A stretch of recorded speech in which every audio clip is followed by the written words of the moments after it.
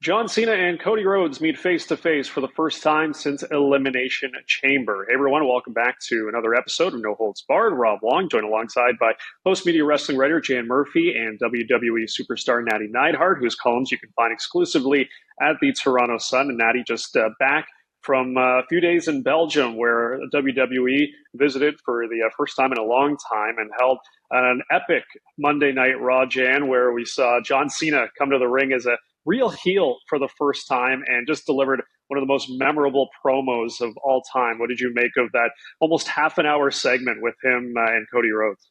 Oh, captivating, captivating. Going into that, I asked myself a bunch of questions. How could a guy, how could John Cena come out and convince me after 20 plus years of being the face, the good guy, the baby kissing, handshaking, wish giving guy that he's been? How could he come out and convince me that he's bad? And he comes out and he breaks up with his fans. It was absolute brilliance, right down to making fun of fans, to saying how annoyed he was that people poked fun at him about this invisible thing. Like, it was pure brilliance. And he worked that crowd magically for every single second that he was out there.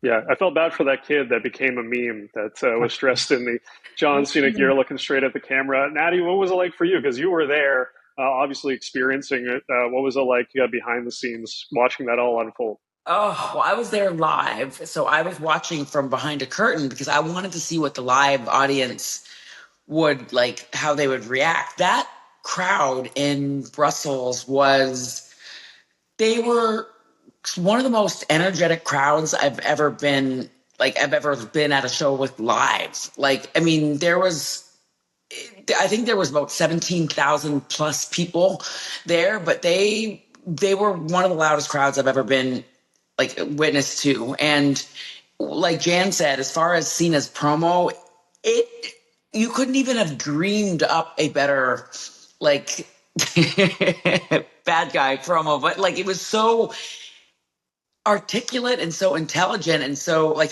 John is just he's a master storyteller, in the sense that he had, like, I was on the edge of my seat wondering what he was going to say next, and there was a lot of us talent that were surrounding, like we were all watching, everybody backstage was watching, everybody from Bailey to Rey Mysterio, to everybody was just waiting to see what John Cena was going to say, and it was really cool to see that, because John is somebody that we've all looked up to, and that like he's really like he's always been, especially when he was actively in WWE, he's always been a leader in the locker room. He's always been somebody that we can all turn to. He's somebody that we all respect. But he flipped the switch and he made you really think about everything that he was saying. And I was looking at Bailey when this was going down, and I was like, oh my God, like he's like Jan said, he's breaking up with the fans. He's literally breaking up with us. How dare he break up with us? And so, but it was such an intelligent promo, in the sense that he was like, I looked inside myself and was like, some of the things that he was saying, like I kind of agreed with, like just for all of us, like when we all want more, everybody wants more. And so he's like, and I do this and I do this and I do this, and it's never enough. And so even for us as performers, I kind of like, it resonated with me, because I'm like, we just want to give and give and give and give and give. And then like, sometimes we just feel like it's never enough. So there was a lot, I felt like there was a lot of truth in it, but like John did it in such a heelish way that it was like, it really made me want to see more of him as a heel. And it made me want to see what's next. And it was just like, yeah, he broke up with us. And it was people just, they loved getting involved. They loved singing, na na na na. He had them eating. He had all of us eating out of the palm of his hand, and it showed me that that's why John Cena is one of the greatest of all time, because of a promo like that. So good. Answered a bunch of other questions. Like, I was like, is there going to be new music? Is he going to wear some new outfit? Like, what changes are we going to see? And he's like, I'm changing nothing. You're going to change. That is brilliant. It was brilliant, right? Like, I'm not going to change anything. I'm going to continue to be the guy that I've been. and I'm just breaking up with you. I don't even care. I'm not pleasing you anymore. Exactly. Like he's basically saying, like, I don't need to change. Like, but the thing is that the story changed, and I love that because even like, this is a little inside, but it's fine.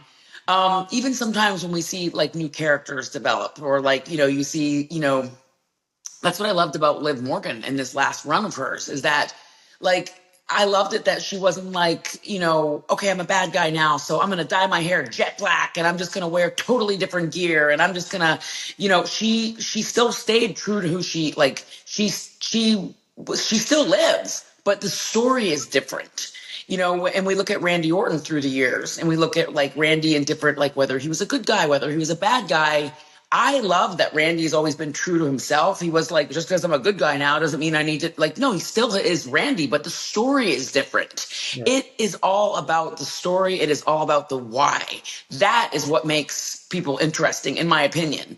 Now, granted, there's in wrestling, just like in anything in WWE, it's poetic license. So sometimes it is cool when somebody does do a total overhaul and changes everything. But I loved in this particular instance that John Cena didn't do that. He was like, basically, throwing up the proverbial middle finger and like, no, I'm not going to change because I haven't done anything wrong. You guys are the ones, like nothing I've ever done is good enough. You want this and you want more and you want, like, I can't give any of you anything else. And so it made me look inside my own self. And like, I think it resonated with people. I mean, if you thought that John Cena turning heel was going to get everybody talking, this promo has gotten everybody talking even more than him turning heel.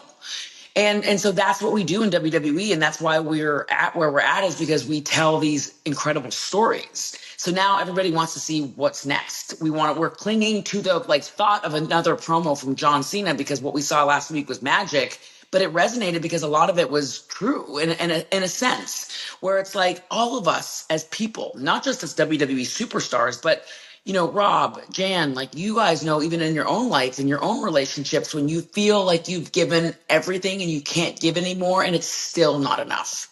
There was a little truth to that, and sometimes you just feel like you can never, ever, ever be enough. So he's finally going to please himself. Yeah, I thought it was brilliant. Yeah. See where The Rock fits in there now, right?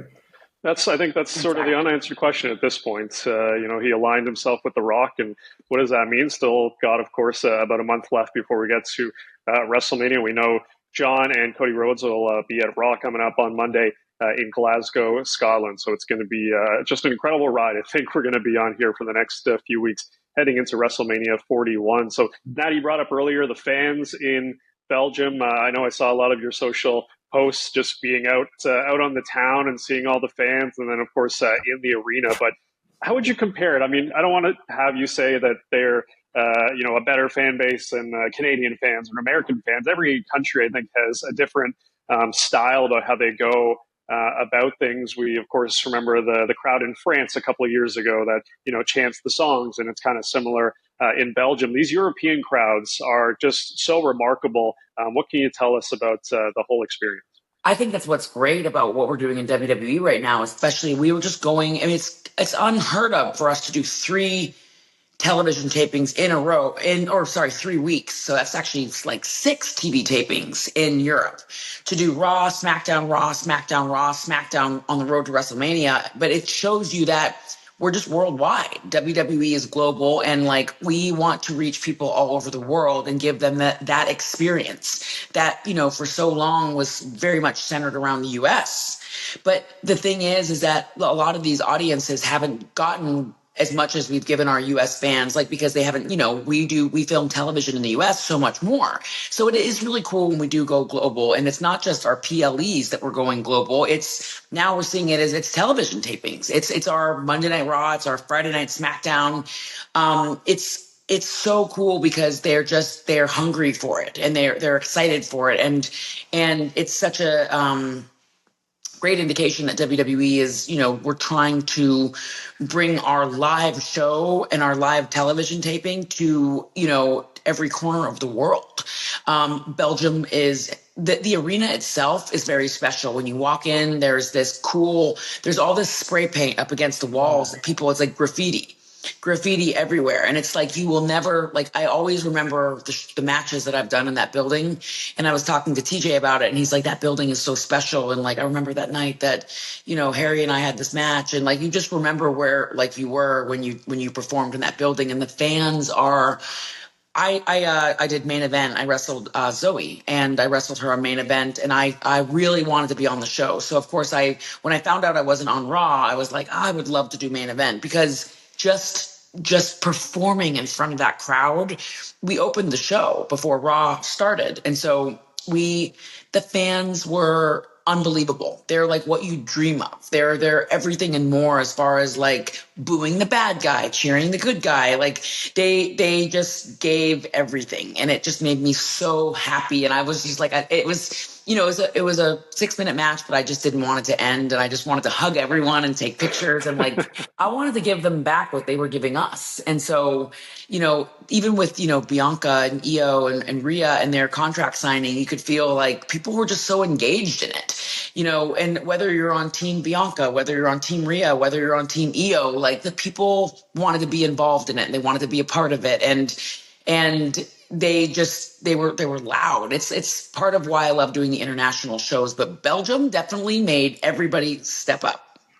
Nattie, when talent like Monday in Scotland, Drew McIntyre is going to get a chance to wrestle at home, which doesn't happen often, right? Right. It's not every year that they go to Scotland. So is that special? Like, is Drew looking forward to that one?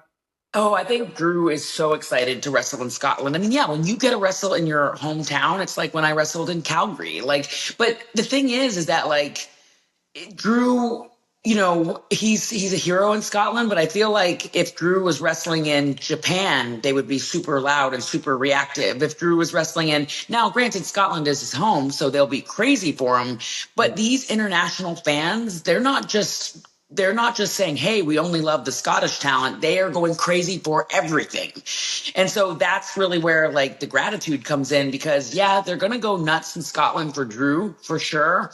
But they're so engaged in everything. They're so excited. They're so grateful. It's really, really cool to see. It's like, I feel like it's about gratitude. Like they're just so grateful that we traveled all that way, and they don't get those shows regularly. Whereas like we'll do Madison Square Garden, multiple times a year. Granted, we all love performing at Madison Square Garden. It's very special, but like Scotland, think about the last time a Monday Night Raw was in Scotland. I don't know if we've ever done a Monday Night Raw from Scotland. Well, that was the first one in Belgium. And I always like when a bad guy, a heel, gets cheered because they're in their hometown. It would happen now and again, right? And I really hope that he gets like just revered on Monday, because he's a bad guy right now. But that's the thing is that like this is Boo. Hi. But the thing is that, and Boo is, by the way, the ultimate heel. He's got a little snack too.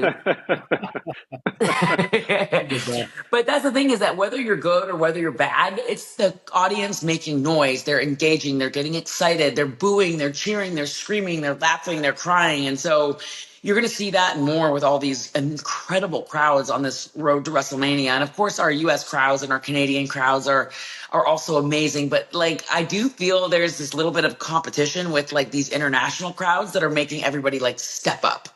And I was saying that when we did the last show in Toronto, Elimination Chamber, I was like, it's cool because our audiences are just like, everybody's trying to like compete with those international crowds, and it's great. A competition breeds excellence. So I'm excited though to see Drew, the ultimate bad guy, get cheered in Scotland, and maybe he'll get booed.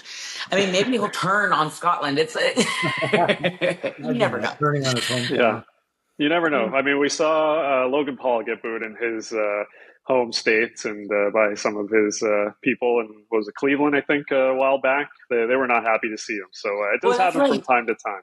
It's what I love about like people that really like embrace their characters. Like Logan Paul he's a great heel. And, he said in an interview, he said he loves being a bad guy. So I'm sure he embraced the hate in his hometown. But yeah, the shows are amazing right now. The road to WrestleMania is exciting. Just like Jan said, I'm excited to see how The Rock fits into all this stuff with John Cena. And of course, Cody, and just it's exciting. It's all like really, really shaping up and heating up, and it's cool that like Scotland gets to experience it, Italy gets to experience it, Belgium gets to experience it. We're going to be in London the week after, so it's exciting. I love how every city just makes it all feel so different and fresh again. But like, there's definitely some competition amongst our fans right now. Yeah, absolutely. Well said. It's great to see, and we can't just wait to see how things go next week coming up in Scotland. As always, we appreciate you watching. As always, leave your thoughts in the comments section below. For Jan Murphy and Nattie Neidhart, I'm Rob Wong. Thanks for watching, and we'll talk to you next time.